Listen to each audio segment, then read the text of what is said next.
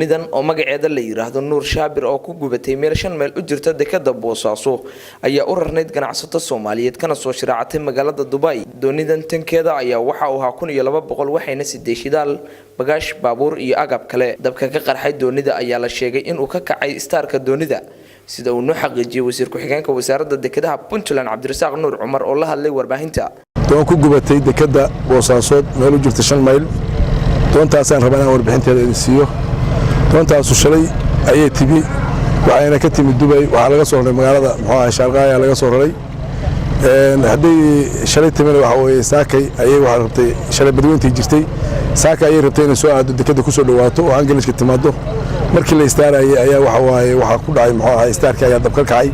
dabkaas uu ka kacay dabka awood badan buu noqday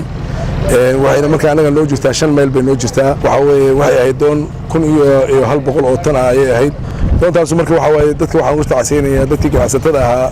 reer Puntland oo ku khasaaray ama halka xoolo kaga jireen ayaan aad uga tacsiinayaa waxa saaraanti tiro badan baa saareed oo gaadiid le baa saara oo shidaal le baa saara oo waxa la saara bagaash le baa saara marka aad baan uga tacsiinayaa ilaahay